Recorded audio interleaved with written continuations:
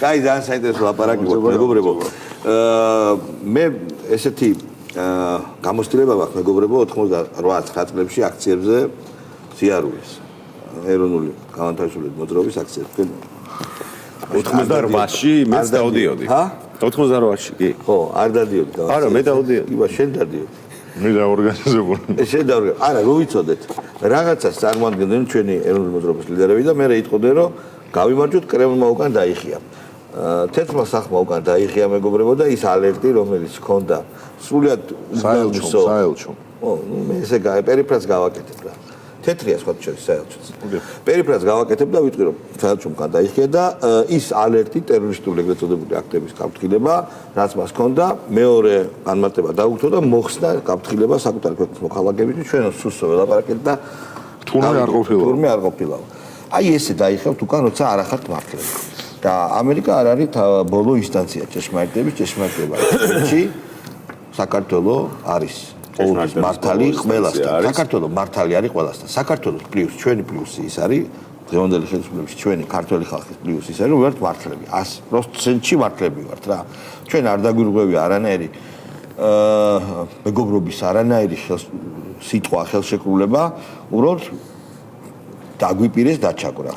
და ამაზე სხვათა შორის აი მაგ საკითხს რო გავუყვეთ რა ხა მეგობრობის და თქვა ურმხრივი თანამშრომლობის არც ერთი სიტყვა არა თუ არც ამერიკასთან არც ევროკავშირის რაიმე ინსტიტუტთან ისე რა სტატისტიკისთვის მაგალითად ამერიკის შეერთებულ შტატებში ვიზაზე უარყოფითი პასუხი რეგიონში ყველაზე მაღალი ჰქონდა ჩვენ ამ ესე იგი ზუსტად ამ მიმართებით რო შევაფასოთ ISAF-ის ოპერაცია როცა იყო ავღანეთში ყველაზე მეტი ჩვენ გავიღეთ. ამას დამატებული ნატოს ისინი რა ქვია წვნები ჩვენი ყველაზე მთავარი ჩვენი იდენტობა რაზეც დააფუძნა მიშამ თვით კოლონიალიზმი პოსტკოლონიალური რაღაცა შიზოფრენია რომელიც ამბობდა რომ ესე იგი ამერიკელი თუ იტყვის ჯონ ჯონსი თუ რაღაცას იტყვის ეს ყველაფერი ხო ჯიმი ჩუ აი ეს ევროკავშირთან მიმართებაში რაც გვითხრეს ყველაფერი გავაკეთეთ.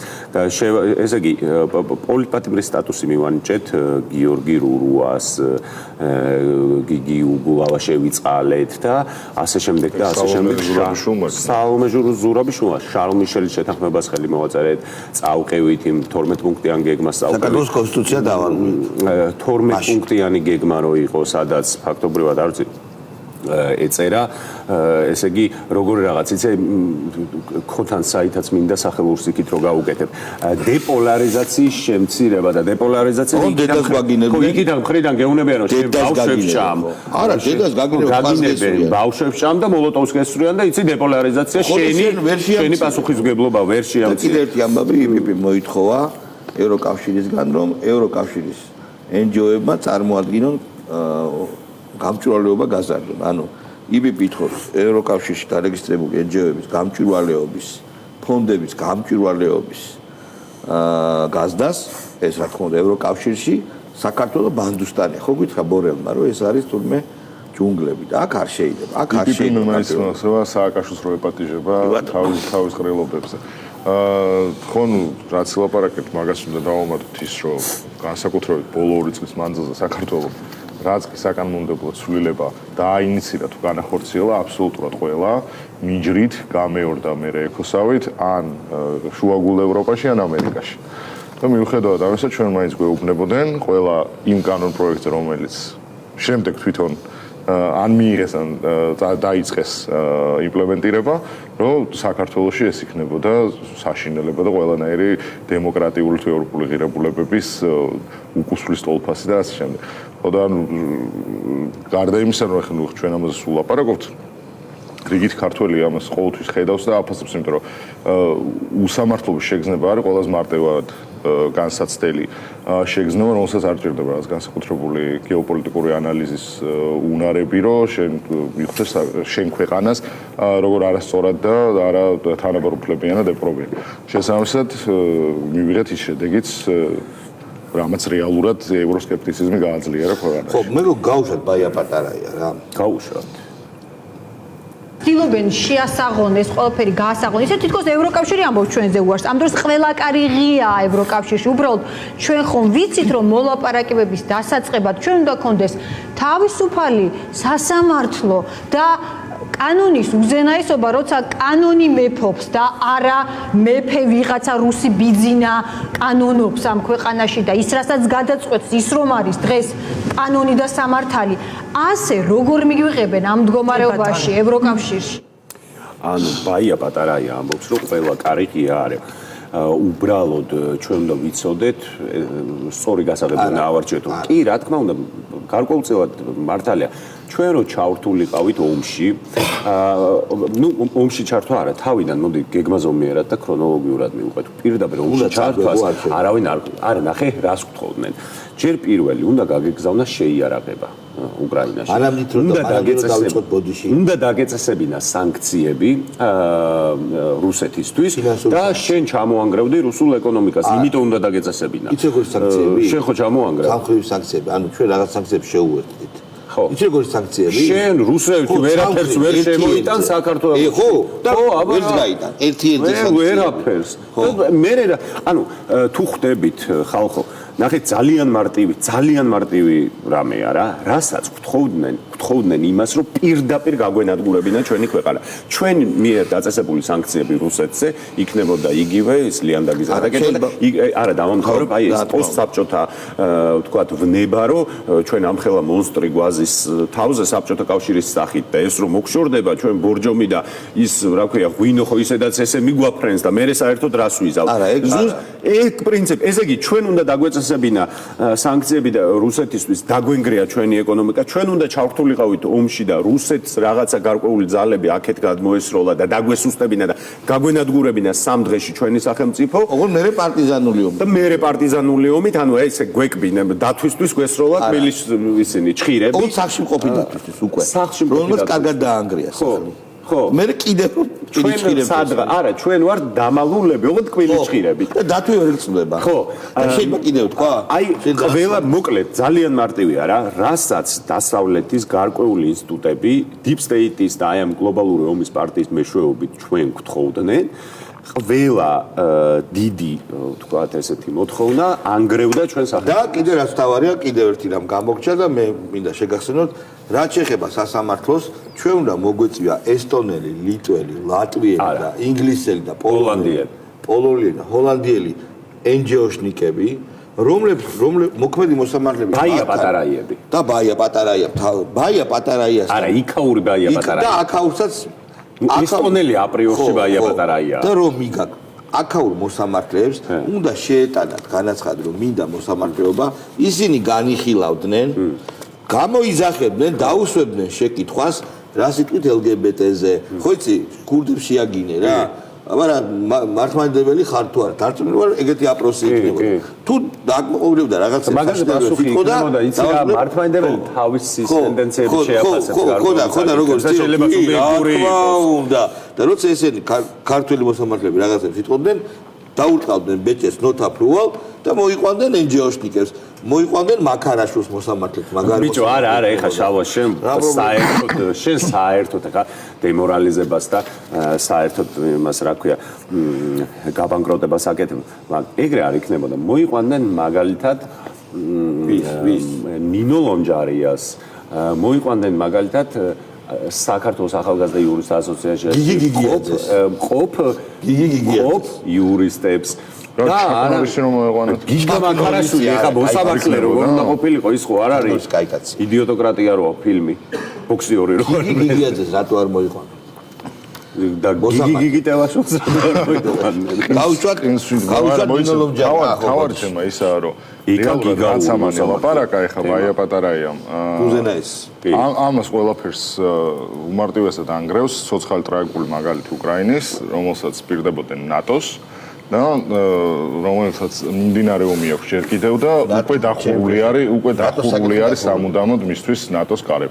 ანუ უმარტივესი რეალობა, რომლის წინაშე დგას მსოფლიო და ძალიან ტრაგიკულად უკრაინა, მაგრამ აგერ ბაია პატარაი მაინც გვიმტკიცებს, რომ ყველა კარი ევროკავშირის საქართველოსთვის იყო თუ არ იღია და მარტო ისჭირდება, რომ სააკაშვილი დაბრუნდეს ხელისუფლებაში, იმისთვის რომ შემობიჯოთ შიგნით. ლომჯარია გავშვით. დაასანქცირეს და მე რა სინამდვილეში ეს ასე არ არის. ეს არის ერთ-ერთი ძალიან მძიმე სასჯელი მათთვის, ამ ადამიანებისთვის. უბრალოდ მათ არ აქვთ რა თქმა უნდა სხვა გზა, ეს არის რაღაცა პოლიტიკური პროპაგანდის ნაწილი, რომ არ უნდა შეიმჩნიონ მათი სიმძიმე, თუმცა უკვე მათ რეაგირებაში უკვე იგრძნობა განსხვავებები, ხო? თუ გარკვეული პერიოდი საუბრობდნენ, რომ არ აშინებთ სანქციები, რომ ეს მათთვის ჯილდოა, რომ არაფერი არ მოხდება და არაფერ სანქციები არ ნიშნავს. დღეს უკვე ხედავთ პროპაგანდა როგორი გაღიზიანებულია და როგორი გაღიზიანებულები ჩანან ეს ადამიანები. და სად ხედავთ ამას? ანუ მე რო თქვი ცოტა გაღიზიანებულად რაღაცაზე, ეს ჩემი ჩანაწერი გადაცემაში თქვი, რატომღაც ჩემში ისტერიკა დაინახეს. ჩემში ლაპარაკობთ და თითოეულ თქვენთანგანში მეგობრებო, ვინც ჩვენსკენ არის და უმრავლესობა ვართ ესეთი ელემენტარული თავმოყარეობა. თავმოყარეობა ორმაგი სამაგი სტანდარტებით ვირიშვილი მიშას რო დაათრევენ რეზოლუცია და ციხეშიაო რო იძახიან და მართლა ციხეში უნდა გადავიყო. მართლა უნდა გადაიყო. ხო და კიდევ დღეს ბოდიში მაგას მოვაყოლებ. კიდევ 30-მა კაცმა გადაკეტა თავარი გამძირი და გვეყოს რა მეგობრებო, ძალიან გთხოვთ რა. დასაჯეთ რა ეს ხალხი რა კანონის ძალით. ძალიან გთხოვთ. არ შეიძლება რა, არ გამოდის ეგრე რა. გიჟები ეპატრონებიან ქალაქის გამძირს და მაგ გიჟების დედაც ვატირე ბიჭო. არ გამოდის, ვინ არიან საერთოდ რა. მოდი ყველაფერს თავისი სახელი დავარყოთ რა. კარგი, ეს თხოვნა მეგობრებო. საბაბუაძე რო არ გაუშვა ჩვენ დაგვიჯის განგება რა. საბაბუაძე კრიზისი გადაიჭრება მხოლოდ ახალი საპარლამენტო არჩევნების და პოლიტიკური პატიმრების გათავისუფლების გზით. სხვა ვერაფერი ამ ძალიან მძიმე კრიზისს ვერ განმუხტავს და ის, რასაც ქართული ოცნება ცდილობს, ამის საპირწონეთ არის უბრალოდ ღალატის ტოლფასი, როგორც გითხარით, იმიტომ რომ აქ არაფრის დაბალანსებაზე არ მიმდინარეობს საუბარი. აქ მიმდინარეობს საქართველოს რუსეთის პირისპირ დატოვებაზე და საუბარი მიმდინარეობს იმაზე, რომ საქართველოც გახდეს სწორედ ისეთი როგორც პოლიტიკური ცხოვრებაც არის რუსეთში, ან კიდევ უფრო თვალსაჩინო მაგალითი არის ამის ბელორუსი. ჩვენ ეს არ უნდა დაუშვათ. ხო, ნუ რა შეიძლება ისეთ მაგარ კაცი თქვას, როგორც არის საბაბუაძე რა. კიდევ ერთხელ მეგობრებო, მოდი კიდევ ერთხელ ვიტყვი, რაც ადმე მithქვამს. კიდევ კარგი ოცნება არის ესეთი იდიოტი რა. ოცნება რაშუაში. ამას ამოჭრე. ამოჭრიან კი. მაგათ დედავად. ოცნების მტერი არის ასეთი იდიოტი. კიდევ კარგი რა. ეხლა მე გეტყვით რატო არის ეს კარგი. იმიტომ რომ ადამიანები ოცნებას ეომებიან, ოცნების მტრები, იდიოტები ოცნებას ეუბნებიან, რომ რა პრობლემატიკით რუსეთი, ომი არაფერში არ არის, რუსეთი არის თავარი, რუსული ძალა, რუსი ემისრები, ფული იპარება, კორუმპირებული ხელისუფლებაა და აი გლობალური ფსევდო უდიდესი ფეიკებით. და იმ ადამიანს, რომელიც უკმაყოფილო არის იმითი რა ქვია. ოცნებით, მაგრამ უკმაყოფილო რითი, იცი? რაღაც კონკრეტული ადგილზე რაღაც არ მოუგვარდა. ეგეთი ხდება. იმას კი არ ეხმარებიან, რომ ეს პრობლემა მოუგვარო, ან მიიტანონ სადაც საჭირო. არა.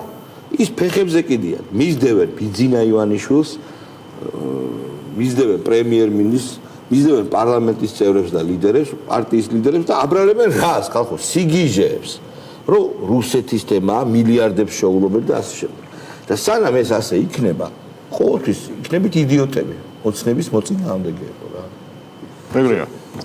ხო, თავარი ოპერირების ინსტრუმენტი რო არის მხოლოდ და მხოლოდ რუსული ისტერია და სრულად დაუფუძნებელი და უარგუმენტო რუსული ისტერია ყველაფერთან ერთად.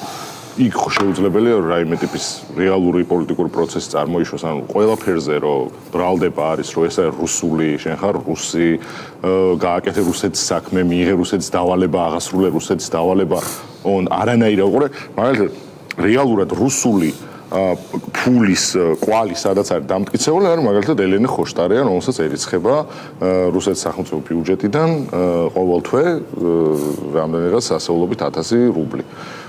ეს არის კანონის უზენაესობა რუსეთის მხრიდან, იმიტომ რომ ვერ არღვევენ სოლიკოვის სალაძესთან დადებულო ათეულობის წლების წინანდელ კონტრაქტია, ბიჭო. როგორ დაარღვევს? რუსეთი როგორ დაარღვევს? რუსეთი საერთაშორისო. ან რუსეთი ესე იგი იმდენად კანონმორჩილი სახელმწიფო არის ადამიანის უფლებების დაცვის მხრივ, ხვდები რომ მარტო ელენ ხოშტარიას ვერ უჩერებენ იმას რა. არა, სხვათა შორის მართალი. არა, კიდე ერთხელ, აი მოდი გავუშვათ ანა ნაცლიშვილი, გავუშვით. ეს არის ახლა ჩვენი ამოცანა ისტორიული, რომ საქართველოს არ დაკარგოს დამოუკიდებლობა, რომელიც აი ეს სიმწრით გვაქვს მოპოვებული და აი ეს წლები რომლის განმავლობაში საქართველოს სახელმწიფოს სხეული გამოიკვეთა. განსაკუთრებით ბევრი სიმწარე ნახა ამ ქალის მამამ, ანა ნაცლიშვილის მამამ. იცით ვინ იყო ანა ნაცლიშვილის მამა? ანა ნაცლიშვილის მამა იყო ქუთაისის ავტოქარხნის დირექტორი, რომელმაც აიღო მიშასგან და ბიუჯეტისგან ფული, ყოველ შემთხვევაში ვალდებულებები აიღო, რომ გამოუშვებდა, მე მგონი ელექტრომობილებს. არ გამოუშვებდა, მიშამ დაიჭირა. ერთადერთი შემთხვევა შეიძლება, როცა მართალი იყო მიშა. შემდეგ ეს მამამისი მიშას დაჭერილი იყო იქ და ეს, არ ვიცი, ეხმარებოდა თუ არა, ეჭვეპარება, რომ ეხმარებოდა მამამის. შეიძლება უთხრა, რომ კარგი არის, მანდრო. ზიხარ, სწორიაო, შენ რომ სიტყვა გატეხიო. ხო, აი მამამისი აი ესეთი ტიპები, რომლებიც ბიუჯეტს საცლიდან ფულს, მაგარი სიმწრით მოპოვებული აქვს. ეს ხო ლელოა. კი. ლელოს აგრეთვე ერთ-ერთმა კორიფემ დათო უსუფამ განაცხადა, რომ ქართული ოცნების ყრილობას რო უყურეო, დათომ. ქართული ოცნების ყრილობას რო უყურეო, კონკავშირი იყო რა. განაცხადა კაცმა, რომელიც 9 აპრილის მერე შევიგდა გაწმენდა კომუნისტურ პარტიაში. არა, ეხო ვიცით კაცო. ეს პარტია გელაპარაკება რამის და ამ პარტიის წამყვანი. გია ხუხარშვილი არის ძალიან მაგარი. მანდელა. ეს ძალიან ძლიერი ის არის თან ანალისტი. სხვათა შორის ისეთ გეგმებს დებს, რომ ჟუან ტელიგირის, ოღონდ პროსტა ზოლდაში და იმ სხვა თემებში რთულია ნახო. მაგრამ აი ხუხარშვილს მოусმენთ რა კარგად ლაპარაკობს ნახეთ. 26 მაისი რო ჩატარდება, მერე რა ხდება? აი, ეს ხო პროცესია, ეს ხო არ არის ერთჯერადი. კი ბატონო, შეიძლება 26 მაისს გამოვიდეს 100,000 კაცი. საღამოს რაშვილი ცაფში მიდივართ? აი, მერე რა ხდება? ხო, ანუ საჭიროა გეგმა. აი, ეხლა ხშირად ვამბობ რა, უკვე ძალიან მერიდება. ხო, შედარება მოყავს. თქვენთანაც მომიყვანია.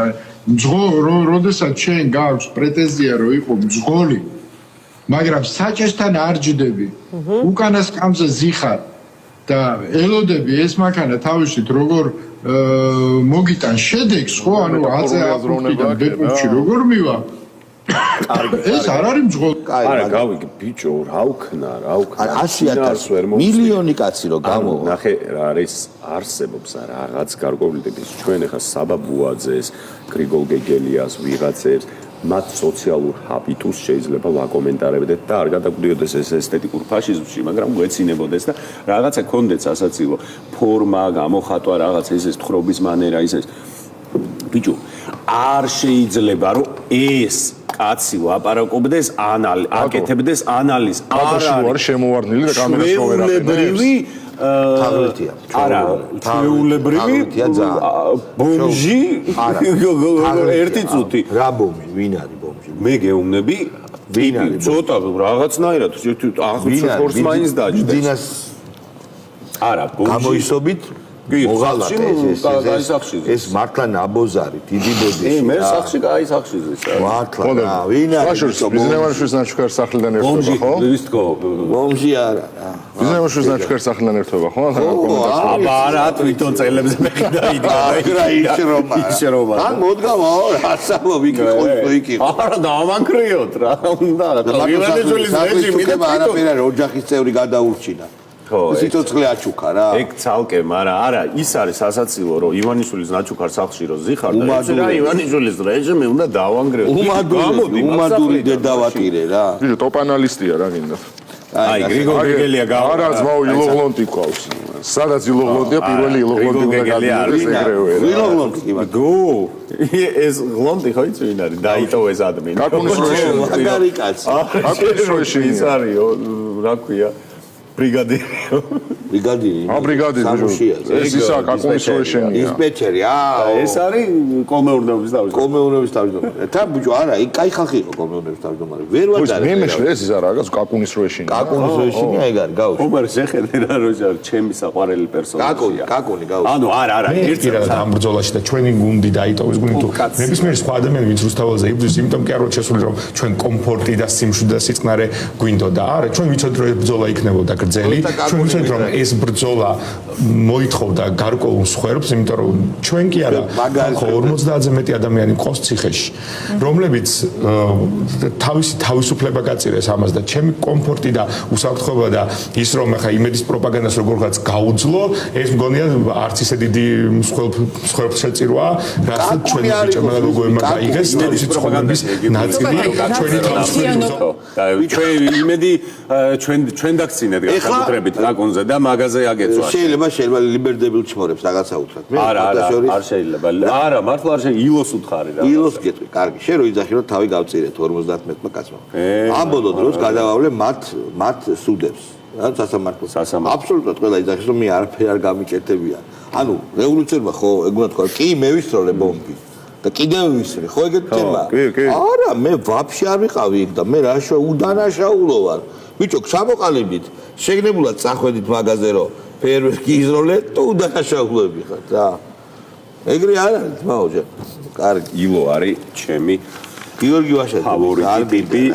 აი გრიგორი. გიანოდია მაგარია. გაუშვი. გიანოდია. ღიანოდია, გავუშვით. ერკლე მეფე გახდა ერთადერთი გმირი და შემდეგ, მაგრამ მაინც მაინც რეალურად რაცაც აკეთებენ, იმას ვერ ამბობენ, რომ ამას ვაკეთებთო, ხო? ანუ საქართველოს ორიენტაცია დასავლეთზე ეს არ არის რაღაც მიხეილ სააკაშვილის მოგონილი რაღაცა, ხო? ეს არის, რა ვიცი, მე-19 საუკუნიდან მოდის და ბარათაშვილიდან და ილია ჭავჭავაძიდან და ასე შემდეგ და ამას უპირისპირდებიან, ხო, ისინი და ამაზეა აგებული ქართული იდენტობა, პრინციპში, ახალი ქართული იდენტობა აი ამ პროექტზეა აგებული და ამას უპირისპირდება. ერთი წუთით რა, ბიჭო, დასაწყისში რო ტიპი იყო წამყვანი.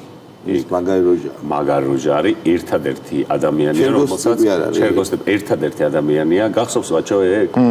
გახსოვს თუ არა? ბუნდოვნად.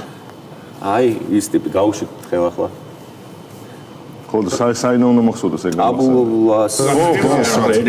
ერკლემენტი გახდა ერთადერთი ადამიანია, რომელსაც 15 წლის ასაკში უნდა რომ ყოფილიყო 60 წლის. და ვაფშე ანუ მეტი რეგალია არა. რაგინა მიუღწევია. მიუღწევია. ხო და ეხა გიანოდიას რაც შეეხება რა. პირდაპირ გეუბნები რომ ილია ჭავჭავაძე არ იყო პროდასავლელი. არა. აი იმენა არ იყო გია ბოდიში მართლა წამიგითხავს აი ძაჭე და სამწო აი როგორ გაგიმედეთ რომ აი სამოქალაქო ცნობიერებაში შემოვიდა. ბარათაშვილი ხო იყო? ბარათაშვილზე აი მე ბარათაშვილზე მისი მერანიდან არ გამოჩვენე. ხო და აი მაგდონეზე მე ქართლის ცხოვრებიდან გამოჩვენე, იმიტომ რომ იქ რაღაც ეპიზოდები იყო, ხო? მაგრამ მე ილია ჭავჭავაძის რუსეთის იმპერიაში რატომ უნდა ვიყოთ ეგ ვიცი. ანუ ერეკლე მეორე დილემა რო ქონდა. ერეკლე მეორე საერთოდ ქართველებს არ ქონდა თავი, მუსულმანებისკენ წასულიყო, რუსებისგან ევროპა ვაფშე ფეხებზე იგივე და კიდე ეს არის სისულელი. კიდევ ერთხელ უნდა ვთქვათ, აუცილებელია ამას ქვია ჰერმენევტიკული კითხვა, რომ წახვიდე და კონტექსტში წაიკითხო. იქ არ იყო ბორელი, არ იყო შარლ მიშელი და არ იყო ბაიდენის ადმინისტრაცია და არ იყო სამყარო ესე მოწყობილი. იქ კონტექსტები და ცნებითი აპარატი სხვანაირად იყო მოწყობილი. არ შეიძლება ესე თქვა. ეგრე იყო როგორც ეხლა არის. ხიშნიკები იყო გარშემო. არა, ეგ სხვა საკითხია, კაც მე სხვა რამე ვთქვი. ეხა ესეთი მარტივი. ხო, კალკი რო გააკეთე. ხო, ესეთი მარტივი არ არის რა. ის და რაც თავარია თანამედროვე საქართველოზე თუ ლაპარაკობთ პოლიტიკურ საქართველოზე. ნუ ერთ-ერთ პირველად შეგვიძლია მივიჩნიოთ ტერეთე არა, მე ვამბობ ისეთ შევარდნაძე ალბათ, რომელსაც ჰქონდა ნამდვილად გაფეტიშებული, აი გაფეტიშიზაცია, რასაც ქვია. იმის რა ქვია, სოფლიო ბანკი, IMF-ი, ისინი, ხო, და ამერიკამ უთხრა წადიო. კი, ეს რა ქვია, ხო მაგარია. ევროატლანტიკური სტრუქტურები, აი მანდ იყო ნამდვილი ბეიკერი ჩამოვიდა მაგის მაკაცი და დაუნდობლად მაგის მაკაცი ხელი დაახვია უთხრეს მერტო პაპატიე ტარია ეს კაცი რა.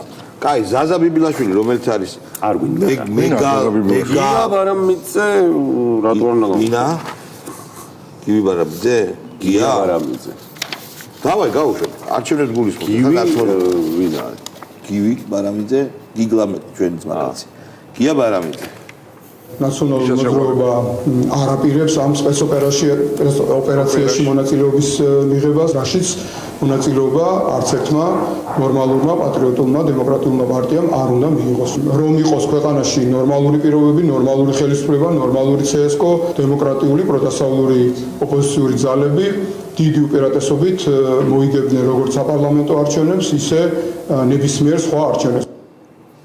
გამოსწორების მისგან გია ბარამიძე საუბრობა სერიოზულია და სიმტკიცე და თავდაჯერებულობა რომ ხალხის მხარდაჭერა მის მხარესაა.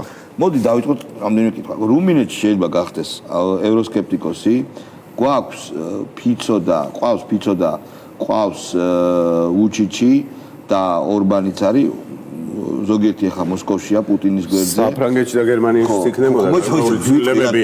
გიგარი ხარ. ეგრე. კაი კაცი ხარ, მაცადე დაიცა, კაი კაცი ხარ. ხო, ანუ მინიმუმ 5 ქვეყანა ახლა არ არის ევროპა. იმ გაგებით, რასაც ნოდია.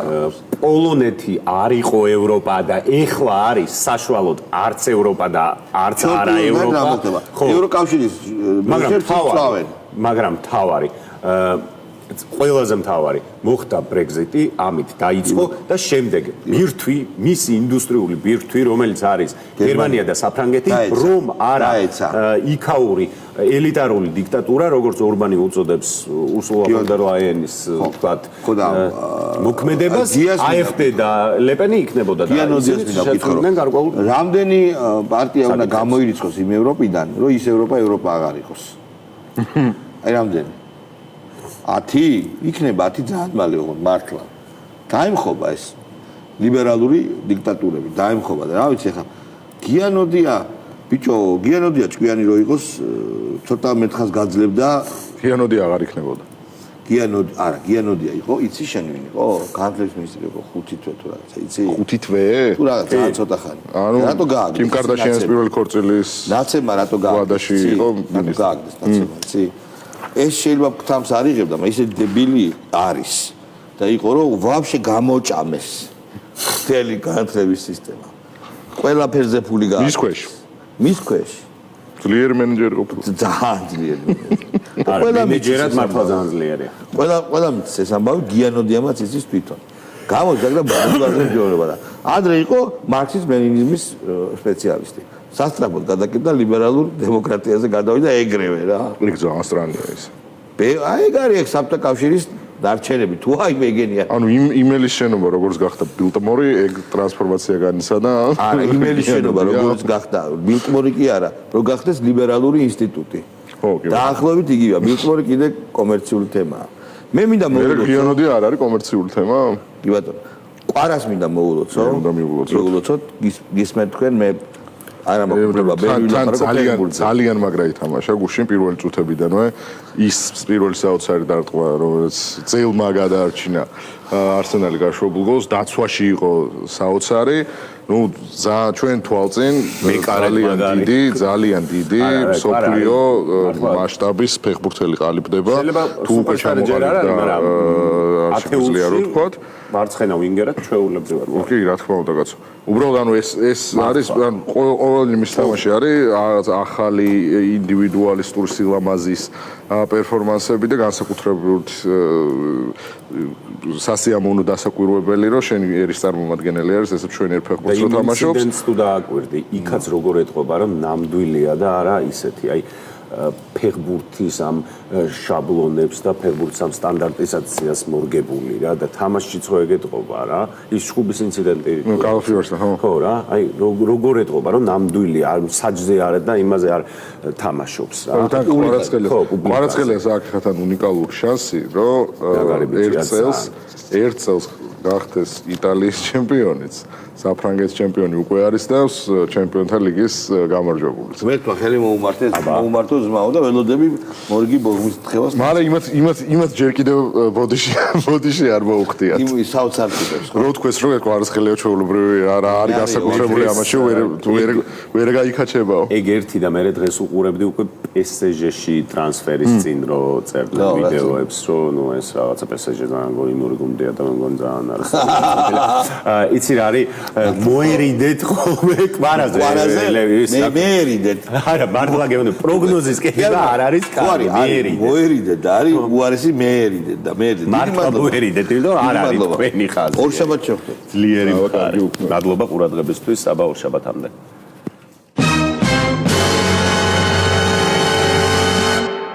ნაწარმოები შეიცავს თამბაქოს ნაწარმის, თამბაქოს აქსესუარის ან მოწყობილობის მოხმარებას. მოწევით ორმაგდება თქვენი ინსულტის განვითარების რისკი. მოწევა მავნებელია.